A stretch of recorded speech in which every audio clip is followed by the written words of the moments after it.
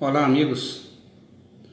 Eu sou Natanael, responsável pela página Mensagem Bíblica Comunidade no Facebook. E hoje eu vim compartilhar com você alguns detalhes a respeito do nosso caminho para Deus. Quando eu digo caminho, eu falo sobre o caminho espiritual que nós devemos trilhar para chegar a Deus, ou seja, a salvação. Um perfil perfeito da nossa trajetória espiritual, buscando a salvação, foi mostrado para Jacó, neto de Abraão. Está em Gênesis 28, 12 e 13. A Bíblia diz que Jacó, quando saiu da casa do pai dele, estava em viagem para a casa do tio, onde ele ficou muitos anos depois. Ele dormiu no caminho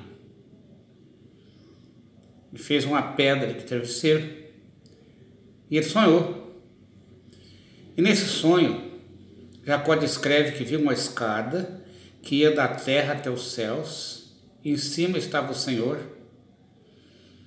e os anjos de Deus subiam e desciam por essa escada. Quando a gente vai, hoje, milhares de anos depois, quando a gente vai olhar o plano de Deus, que já completou com a vinda do reino de Deus, no tempo atual, a gente vê que essa escada que Deus mostrou em sonho a Jacó era nada mais, nada menos do que o perfil completo, com o perfil exato do caminho que nós temos que seguir, que vencer espiritualmente para chegar a Deus. Veja bem, nós, depois que nós convertemos, quando nós fechamos a nossa aliança com Jesus, porque o cristianismo verdadeiro é uma aliança. Quando você batiza nas águas, você está assinalando para o Senhor que quer a aliança com Ele. Quando Ele manda o Espírito Santo e te batiza, Ele está confirmando para você que você está em aliança com Ele. Mas aí depois vem o que é chamado vem o que João chamou lá em Lucas 3,16 de batismo com fogo. Ou seja, nós não temos um só batismo, nós temos 2 batismos e depois vamos ser batizados ainda com fogo, quer dizer, as lutas que nós vamos vencer.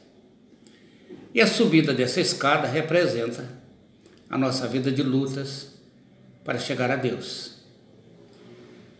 Cada degrau dessa escada representa um desafio que nós vencemos como cristãos. Porque são desafios que ultrapassam a nossa capacidade, que desafiam a nossa coragem e a nossa fé. Então, quando nós vencemos um desafio como cristãos, vencemos pela fé, nós subimos o degrau. E os degraus são muitos até chegar a Deus. Até um certo ponto, aqui alguns entendidos da Bíblia chamam de segundo céus, até os segundos céus é domínio do inimigo, desde a terra até o que considera o primeiro céus, até os segundos, que são nas regiões celestes. E nós temos que ultrapassar isso. Só que é difícil. Jesus mostrou para nós que o caminho é estreito e que nós devemos escolher o caminho estreito, porque esse é que leva aos céus. Isso é um versículo conhecido, todos nós sabemos. Mas há muitas pessoas que, mesmo sendo batizadas, tendo os 2 primeiros batismos, elas não vencem. Elas morrem antes de vencer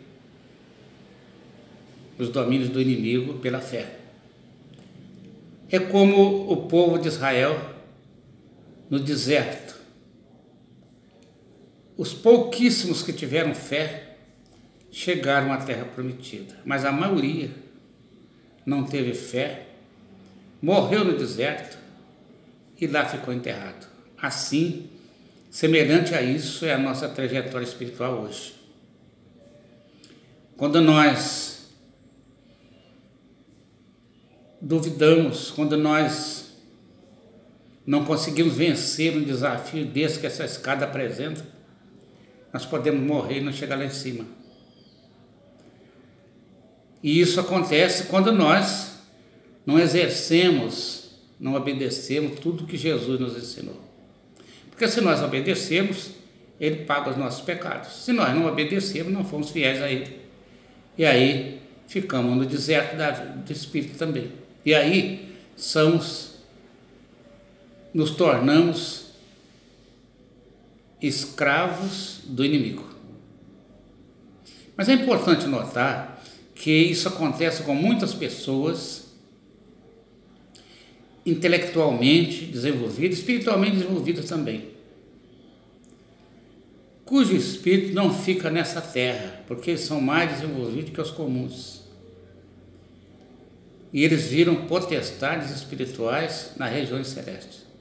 Paulo, ele indicou isso mais ou menos para nós, está escrito em Efésios 6:12, ele diz, a nossa luta não é contra o sangue nem a carne, mas é contra as potestades, principados, tenebrosos que estão nas regiões celestes. Por que Paulo disse isso?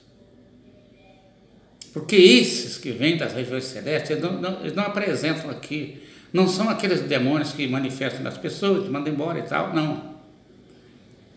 Eles entram na mente, a manifestação deles é na mente humana.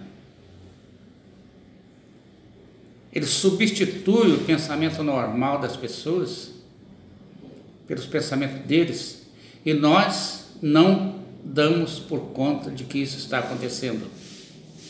É o caso, por exemplo, isso acontece na prática assim, é o caso, por exemplo, de filho que mata o pai, um filho, às vezes uma família bem sucedida, nós vemos isso aí todo dia.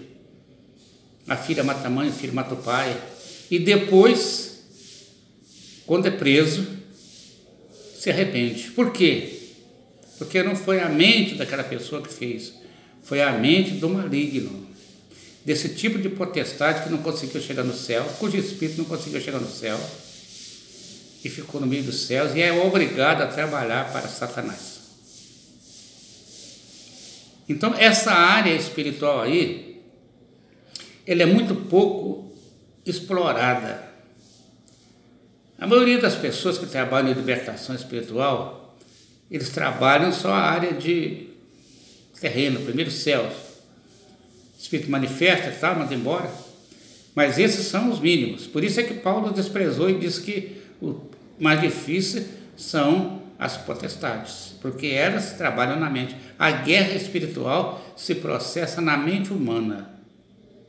Se você abrir hoje, todo dia, os noticiários dos veículos de comunicação, você vai ver que isso acontece de montão todo dia. Crimes terríveis, que as pessoas se transformam e cometem. Não foi a intenção da pessoa. Muitas vezes a gente olha a pessoa e diz, mas gente, aquela pessoa, como é que a pessoa pode fazer isso? Pode. Não é a mente da pessoa, é a mente do inimigo mandado pelo diabo lá de cima. Depois que a pessoa faz, normalmente ela arrepende, mas aí o fato já está feito. Por que ela arrepende? Porque a potestade tira da mente dela aquilo que ela colocou. Amém, meus irmãos? Então, é preciso conhecer bastante a Bíblia, estar sempre lendo a palavra de Deus, buscando a Deus, se consagrando, para que nós não venhamos a ser vítimas desse tipo de armadilha satânica. Esse é o mais perigoso que tem. É aquele que entra na mente sem nós sabermos que estamos sendo dirigidos por eles. É uma espécie de substituição do pensamento nosso pelo pensamento deles. Isso acontece com todo mundo, com muitas pessoas, inclusive nas igrejas, com a liderança de igrejas. E as pessoas normalmente não percebem isso. Por quê? Porque afastaram da palavra de Deus. Por isso a palavra de Deus tem que ser buscada de dia e de noite, conforme manda a Bíblia, lá em Josué 1:8. Amém, meus irmãos? Vamos ficando por aqui. Se Deus quiser, até a próxima, em nome de Jesus. Deus abençoe.